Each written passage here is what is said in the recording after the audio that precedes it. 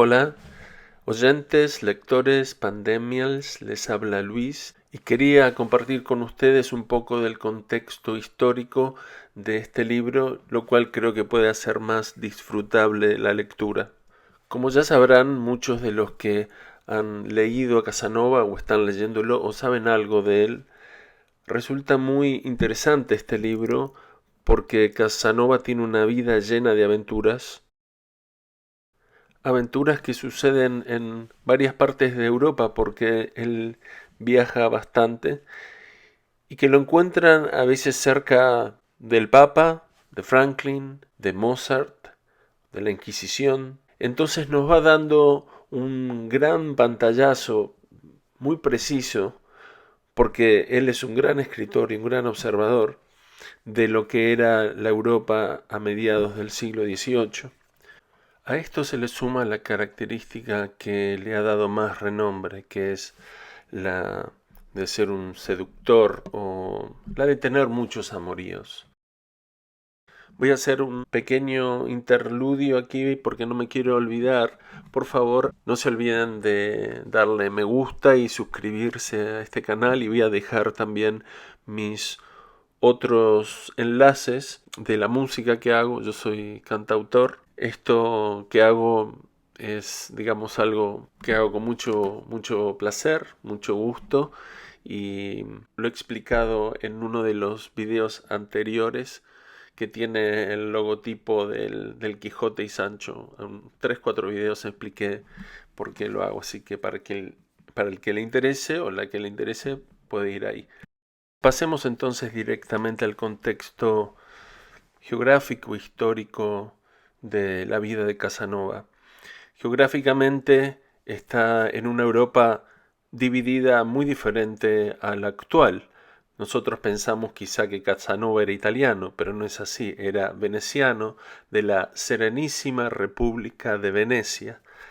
En aquel entonces lo que es la península itálica no se llamaba Italia, estaba dividida, digamos, casi a la mitad por el reinado de Nápoles o de las dos Sicilias bajo la influencia del Imperio Español, luego algunos estados pontificios y finalmente en esa especie de axila en el mar Adriático estaba la República, la Serenísima República de Venecia, un nombre muy simpático. Hacia el este estaba el Imperio Otomano, los turcos. Hay algunas referencias que hace Casanova a los turcos, a su deseo de ir a Constantinopla. Hay turcos musulmanes en, en su relato. Hacia el norte el imperio austríaco. Bueno, podría hablar un poco más y meterme en eso, pero es más o menos para dar una idea general. En Venecia en sí había mucha prosperidad, aunque a partir de ese siglo empieza una suerte de decadencia. Pero me da la impresión que por el apogeo que tenía anteriormente, por ser un lugar de mucho comercio, de mucha libertad religiosa, racial, hay menciones que hace Casanova, judíos, musulmanes, griegos, una ciudad bastante cosmopolita que había permanecido de alguna manera neutral a muchos de los conflictos que pululaban por la zona, y eso habría preservado el comercio. Esto nos puede dar una referencia a algunos de los personajes que salen o algunas cuestiones que salen, por ejemplo, en el capítulo anterior, que él empieza a usar un uniforme militar. El uniforme militar que está usando es casi idéntico al de un oficial español, y en esa zona estaban. Luego las referencias que hace a los turcos, está en el capítulo este que viene y en el capítulo anterior también, el capítulo 11, nos da también parte de ese contexto. Como decía, Venecia estaba en una especie de decadencia, pero la decadencia desde la altura en que venía era muy relativa. La población de Europa en aquel entonces era de unos 95 millones si no contamos Rusia, y 125 millones si contamos Rusia. En la actualidad hay, creo que alrededor de 450 millones o 700 millones si contamos Rusia. Es decir, estaba mucho más despoblada.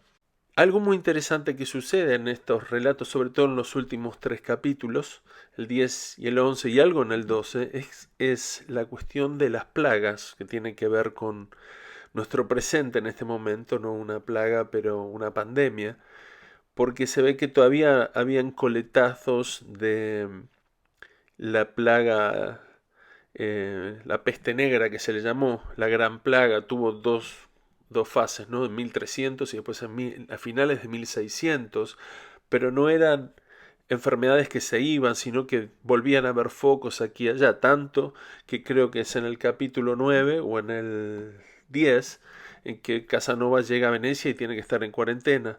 Luego hay menciones también en que en Constantinopla están en cuarentena. En fin, es interesante dado el contexto actual que tenemos. Vamos a hacer una breve referencia a la parte religiosa de aquella época porque es muy pertinente, ya que vemos que Casanova es abate en los primeros capítulos luego de su infancia. Y uno en la actualidad puede pensar que era una suerte de cura, o tenía un cargo religioso y tenía obligaciones muy importantes. Esto no es así, porque en el contexto de la Edad Media hasta el momento del que estamos hablando y la Ilustración fue, ¿no? En los puestos subalternos eclesiásticos eran muy comunes. Tantos que vemos que cuando él está en Roma, él menciona que había un montón de alemanes y españoles ahí que eran abates o que estaban digamos, pululando por el, el ambiente eclesiástico, que no eran todavía nada. ¿Qué pasa? Tal como sucede con el Alcipreste, eh, que escribió el libro del Buen Amor en nuestra España, que también podemos pensar que era un libertino o que estaba violando las órdenes religiosas. No, sucede lo mismo que aquí. Un abate en ese momento era un aspirante a abad. Y había muchísimos, era infinito el número de abates. Voy a leer aquí algo que encontré sobre el tema. Y se hallaban en toda buena sociedad, tomando parte en sus placeres y entrometiéndose en todo y por todo, y de aquí nació el modismo entrometido como un abate. Eran o segundones del estado noble o personas acomodadas de la clase media. Venían a ser unos aspirantes a abades, comendatarios, y se introducían como amigos, directores o preceptores de la familia en las casas distinguidas. Solía ser su traje, particularmente en España, el común de la gente docente, solo que era de color morado o negro, con una capeta o pedazo de raso negro colgado de la espalda, cabellos a la romana con casquete, de suela algunos y un sombrerito pequeño de 3 picos que solían llevar debajo del brazo. Bien, no sé si exactamente ese era el atuendo de Casanova, pero sí que esa era su condición social.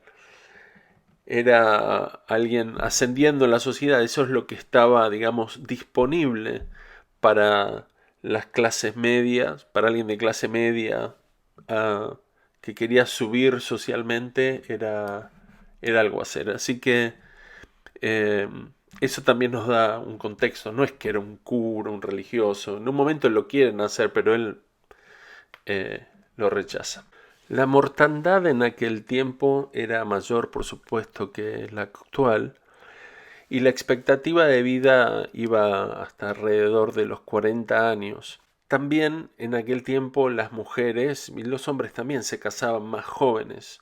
Entonces hay que tenerlo en cuenta porque cuando él está hablando de que están teniendo relaciones con una chica de 13 o 14, no es que él es un pedófilo ni nada por el estilo, es algo aceptado en aquel tiempo.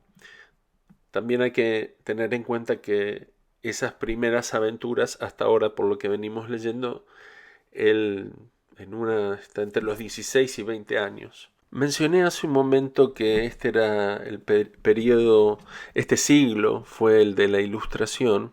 Eso es cierto. Casanova, en los capítulos en los que estamos, que es creo que 1740 y tanto, está, digamos, en los albores de la Ilustración. Ya hemos tenido a Voltaire, por supuesto Newton anteriormente, hay muchas casas de ciencia. En Europa en ese siglo también podemos mencionar a Descartes, a Spinoza.